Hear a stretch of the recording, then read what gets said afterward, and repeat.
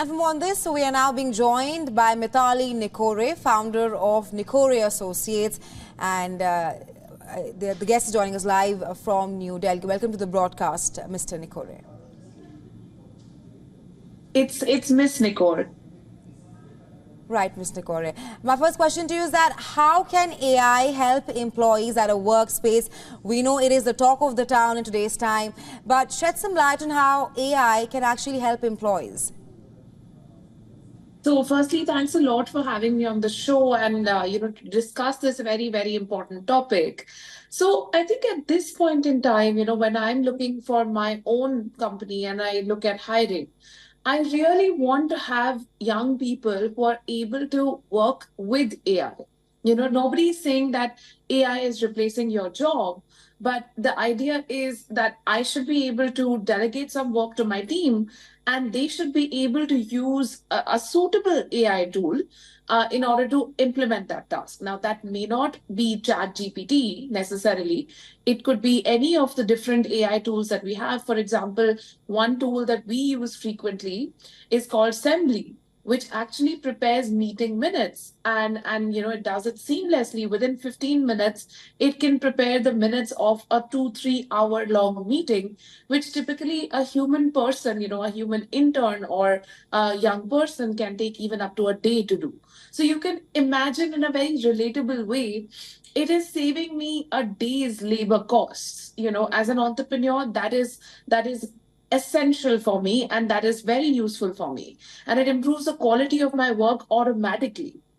So I think, moving forward, I completely agree with some of the findings that you just presented. We need a workforce that is very understanding how humans and AI can work together. And I think we should look at AI, at least in its current form, very much like the way we looked at Microsoft Office or Google, that, when Google came in, you used Google to search everything. That's what we do today. It's mainstream. And I think in about 10 to 15 years, the use of AI will also be mainstream. But at this point, there are a lot of challenges which we need to get through. Right, Ms. Nikore, speak of how AI and humans should work together in the future, and clearly you've listed out the positive aspects of AI, but shed some light on what is at stake for the workers, especially with the advent of AI around the world, and it clearly has entered all spheres of life. Absolutely. I think the first and most important thing is that there is a digital divide, that we live in, and that's the world that we live in. The digital divide exists between, say, a developed economy and a developing economy. The digital divide also exists between urban areas in emerging economies and rural areas in emerging economies, especially India. And then the third level of the digital divide is the gender-based digital divide, where men are more likely to use technology and be tech natives as opposed to women.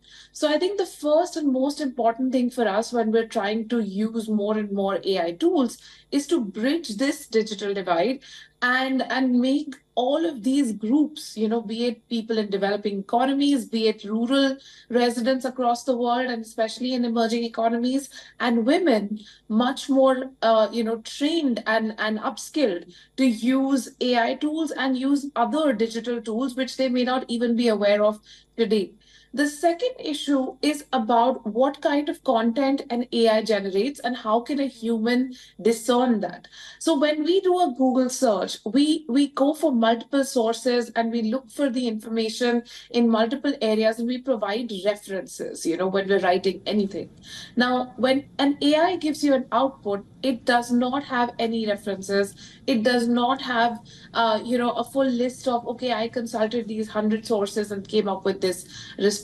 And in many cases, we also have to check for plagiarism. That, is the AI simply copy pasting or is it actually processing the content? And sometimes the write-up does not even make sense. So I think from a worker point of view, person working with the AI has to be able to discern these things.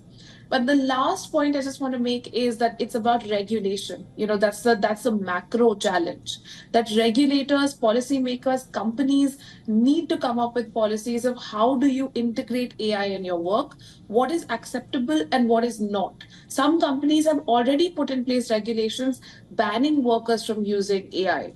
Others are developing their own personalized within company AI Right, tools. Ms. So I Nikore. think over time we'll see this. Right. My last question to you on the point you made there, you listed out the pitfalls of AI at a workspace.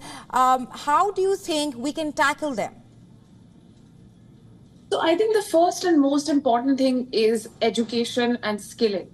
There are some people who have become very, very good at AI prompts. Now, these are typically what we call the AI natives. People who've actually developed the AI tools or have had, or are very close to the development of the AI tools. And the rest of us are just catching up. So, what we really need to do is to introduce AI based education for companies, workers immediately, and also for schools in the future, where, that's the way we sort of learn about it more. Right, Ms. Nikore, thank you so much for joining us on WION and sharing your insights with us on AI in Thank you. workspace. Thanks very much. Thank you.